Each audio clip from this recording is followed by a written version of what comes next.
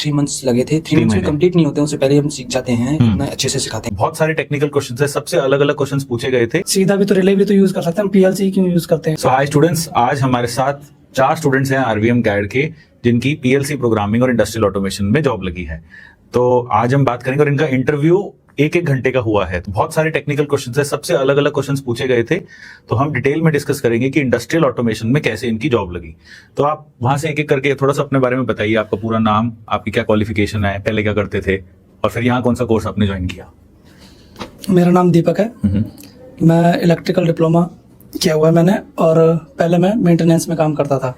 अच्छा, पहले मेंटेनेंस के बाद मैं काम करता था, उसमें मैं थोड़ा पीएलसी से इंट्रोड्यूस हुआ। फिर मैं उसको और अच्छे से जानने के लिए मैंने आरवीएम कैड के बारे में बहुत सुना था, फिर मैंने आरवीएम कैड ज्वाइन किया। यहाँ पे शशि सर हमें सिखाते हैं ऑटोमेशन के बारे में, उन्होंने बहुत अच्छा सिखाया। और आरवीएम कैड ने हमारा इंटरव्यू कराया और कंपनी में हमारा सिलेक्शन भी हो गया। Okay, thank you. ठीक है, अभी इंटरव्यू की बात करेंगे। अभी तो बस मेरे को बेसिक आप अपने क्वालिफिकेशन, नेम और वो बताइए, work experience. Sir, my name is Raj Soni and I am from Tandam Betanagar, Uttar Pradesh. I have done BTech and diploma both in electrical engineering from Prasad Institute of Technology, Kanpur. I am coming here to doing internship in which industrial automation and पहले internship करी आपने? yes sir. और कोई work experience नहीं है? No sir. ठीक है, ठीक है। एंड आपका क्या नाम है? मेरा नाम निशांत है, मैं कृष्टि कानपुर देहात से हूँ, और मैंने पहले डिप्लोमा से इलेक्ट्रिकल कर रखा है, और मैंने भी अप्रेंटिसशिप की हुई है, और जस्ट फर्स्ट पीएलसी। अच्छा, आप भी अप्रेंटिस हैं? ठीक है। और आपकी क्या प्रोफाइल है?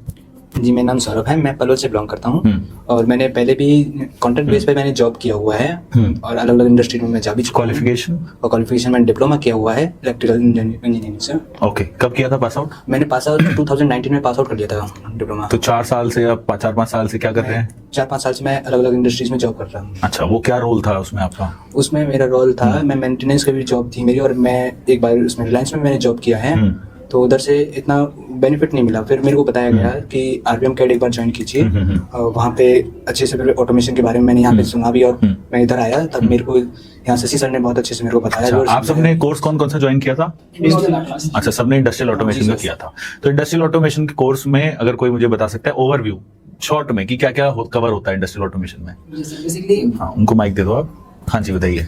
बेसिकली सर, इंडस्ट्रियल ऑटोमेशन में हम लोग यहाँ पर पीएलसीज जो हमारे हैं, टाइप्स ऑफ पीएलसी, जैसे कि सीमेंस का है, और उसके बाद डेल्टा आ जाता है, मिस्टूबिशी आ जाता है, 3 टाइप्स के हम लोग को यहाँ पे पीएलसी सिखाए गए। फिर इसके बाद स्कैडा है, एचएमआई है, वीएफडी है, ऑटोकैड है। ऑटोकैड तो मुझे लगता है एक तरीके से हम लोग के लिए प्लस पॉइंट था। ऑटोकैड तो जरूरी है। हाँ यस सर, एक प्लस पॉइंट था, वो भी हम लोग को यहाँ से सिखाया गया। अच्छा, अब ये जो कंपनी आई थी इसका क्या प्रोसेस रहा, क्या क्या पूछा गया? आप एक एक करके बताइए। जो टफ क्वेश्चंस थे वो बताओ, जो आपको लगे कि हाँ यार, मतलब ये एक बड़ा टफ क्वेश्चन पूछा। क्या प्रोसेस था उसके इंटरव्यू का? सर प्रोसेस तो उसमें मुझे सबसे टफ ये लगा था कि मुझसे एक क्वेश्चन पूछा गया था बीएफडी से रिलेटेड।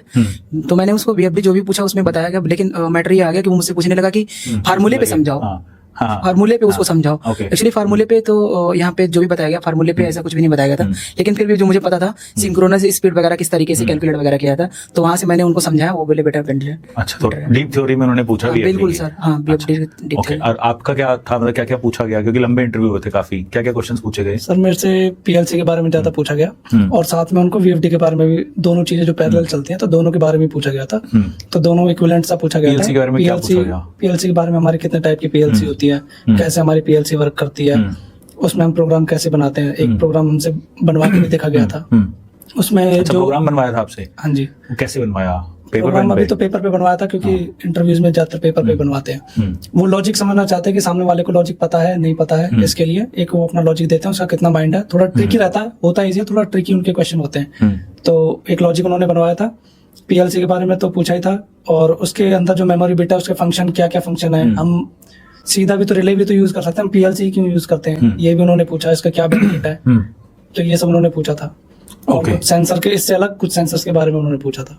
ठीक है, ठीक है, ओके। और आप दोनों से क्या पूछा गया था? कुछ ऐसा था जो आपसे नहीं आपको समझ आया, आंसर नहीं दे पाए, एनीथिंग लाइक दैट?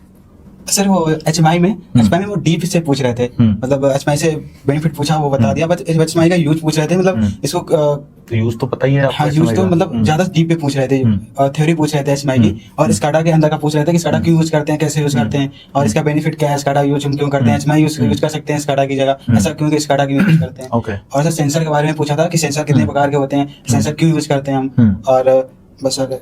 ओके। और आपसे एक ऐसा कुछ टफ सवाल जो नहीं समझ आया आपको? सर मेरे से इतना टफ तो नहीं पूछा गया, मेरे से बस इतना पूछा गया था कि अगर हम पीएलसी पे जो मूविंग कराएंगे डाटा को, वो किस तरीके से कराए जाएंगे। थोड़ा लॉजिकली तरीके से पूछा गया था मेरे से कि एक साथ अगर हम 100 डाटा को सेंड करना चाहेंगे एक ही लाइन में तो कैसे सेंड होगा, जबकि बहुत ही अच्छा। टफ हो जाता है उस टाइम पे। ओके ओके तो मैंने उनको बताया भी था कि हम टफ इस चीज को कर सकते हैं, बट हमारी एक लेयर के हिसाब से होगा, ऐसे नहीं हो सकता इतनी एकदम से कि उसको सेंड कर दें।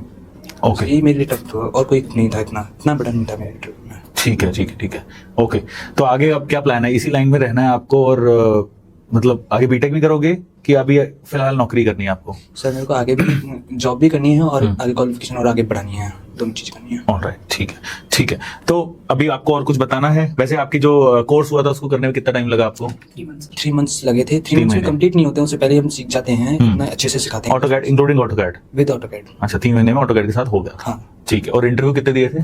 इंटरव्यू मैंने अभी तक पहला इंटरव्यू दिया है सर। फर्स्ट में अच्छा आप लोग का पहला इंटरव्यू था ये? मेरा 1 महीना हुआ है और अच्छा तो अभी तो कोर्स भी पेंडिंग होगा आपका? अभी थोड़ा सा कोर्स है। अच्छा कर लेना वो तो पता होगा। संडे आ जाना, हाँ। इतना हो सकता है।